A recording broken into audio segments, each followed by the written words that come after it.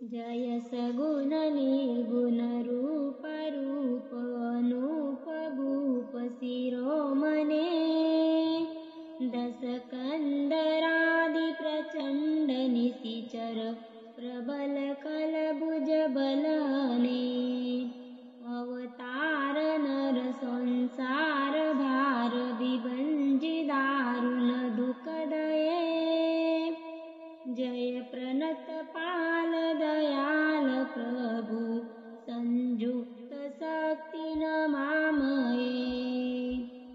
तव विषम माया बस सुरासुर नाग नर गजगरे भव पंत भ्रमत अमित दिवस निशिकाल कर्म गुण निबरे जे नाथ करी करुणा बिलोकी त्रिविधि दुख ते निर्भये भव खेद छेदन दच्चम कवुरच्च राम नमामहे जे ज्ञान मान विमत्त तव भव हरनि भक्ति न आदरी ते पायी सुर दुर्लभ पदादपि परत अमदे कतरी विश्वास करी सब आस परिहरी दास तव जे होई रहे जपी नाम तव बिनु श्रम तरही भवनाथ सो समरामहे जे चरण शिव पूज्य रज शुभ परसि मुनिपति नीतरी नक निर्गता मुनि बंदिता त्रैलोक पावनी सुरसरी